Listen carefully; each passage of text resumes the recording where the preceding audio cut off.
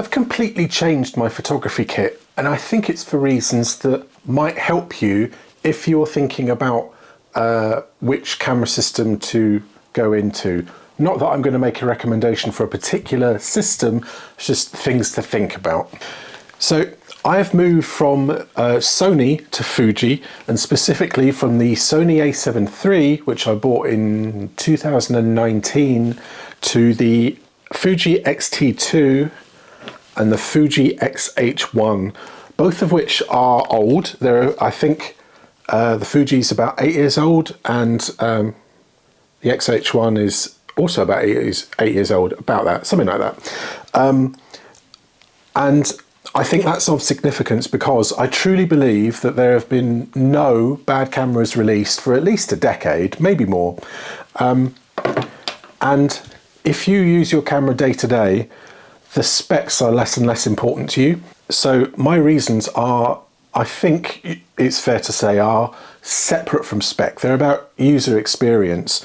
And you don't get to learn about these user experience things until you've experienced them. So consider this video a shortcut if you like. So I think there are 4 main reasons and then like a backup. This is Jeff from the future. Just ignore that thing about the extra bonus thing. I didn't do that in the end. For why I switched. First of which is weight. So I found that most of the camera bodies that you will pick up are roughly the same shape and size. They're kind of around about that size. I don't know what the weight is, I don't really care. But I do remember when I was originally looking at a camera to buy in 2019 that they were broadly speaking the same weight. But the lenses vary a lot. So on full frame cameras, which is what the Sony a7 III is, the lenses tend to be bigger. A full frame sensor, so there's more to cover at the back, which means that there's more to cover at the front in order to get the image down to the back. So some of the full frame lenses are really big. My main boudoir lens was the Sigma 35mm f1.4.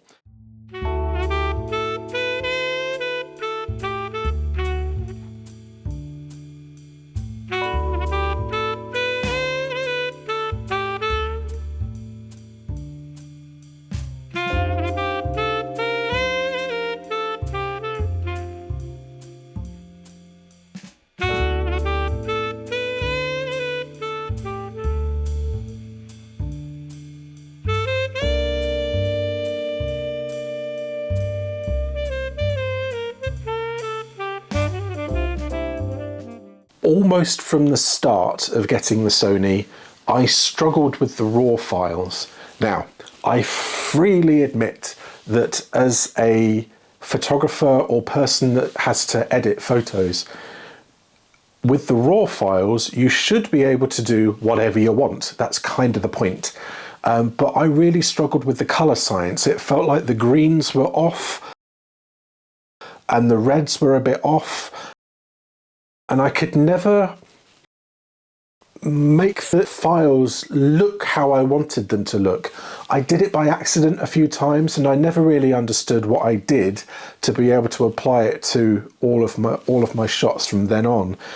And over time, it really got to me, and it was particularly in natural light situations with a green background, so kind of with foliage and stuff, and I just really struggled, and it meant that I was spending hours and hours and hours in editing trying to fix something that I felt that I couldn't control, and I just didn't want to do it anymore. It wasn't enjoyable for me. I know there are some people that love to edit, that love to spend that time kind of crafting their image in post-production. For me, it's a slightly separate discipline. It's not what I want to be doing. I want to be taking photos primarily. Everything gets edited, it's just the way that it is. But I just felt that the editing process with Sony was painful for me. I don't want to spend as much time editing. The Fuji allows me to not spend as much time editing. There you go. Number 3, batteries. This is not exclusive to Fuji. This is just kind of a making a mind up kind of thing. I would highly recommend that you do not try to have a backup camera which is of a different system and generation to your primary camera. So if you imagine this, I had Sony a7 III batteries, I had Fuji X-T2 batteries. They are not the same. They are not the same size, not the same anything else, not the same capacity. So double the charging kit, double the amount of batteries, and you're just plugging stuff in all the time, everywhere. And so I wanted to avoid that. And so after I got the X-T2, and I thought, right, okay, I'm going to switch. This is going to be my main camera or my main system. I want a backup camera. So I got a really good deal on a X-H1, but they are very, very similar cameras and they've got the same battery. So now I've managed to get rid of, I've reclaimed some space on my charging table, and I've got my two main cameras, both of which have the same battery. They're not the best batteries by a long way. They're quite small. They don't last a huge amount of time, but they're cheap, they're plentiful, and yeah, it works for me. And finally, tethering, which, to be fair, is not specific to Sony, but it is specific to the a7 III. So when I got that in 2019, studio shooting wasn't really a big consideration for me. So I didn't really think about it when I got the Sony. And it was only a couple of years later when, I think it was during the COVID period actually, when I had a bit of time on my hands and I thought, I'll try tethering at home. And I realized that I couldn't do it because I was using Lightroom, and Sony cameras at the time were not natively supported in Lightroom at all. I believe now they are natively supported, but they started with the next generation of Sony cameras at Sony a7 IV. So I believe the a7 III still isn't supported in Lightroom. Turns out that the Sony a7 III is now supported in Lightroom for tethering, but they only added it in August of 2025. So too late, Adobe, I've moved on. So the way that you get around it with software is that there is like a middleman application called Smart Shooter from Tether Tools, who are the people that make the orange cables. And that kind of sits in the middle.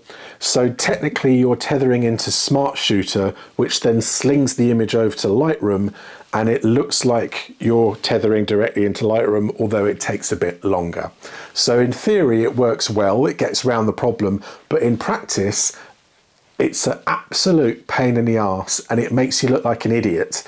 If you turn the camera off, if you unplug the cable, if you change lenses or do anything really, even if the camera just switches itself off to, goes on to standby, you lose the connection to Smart Shooter, which loses the connection to Lightroom. So in order to get it back, I was finding anyway, and I don't think I can be unique, is that I had to shut Lightroom down, then Smart Shooter down, then I had to restart Smart Shooter, then I had to restart Lightroom, then I had to start the tethering connection again to carry on.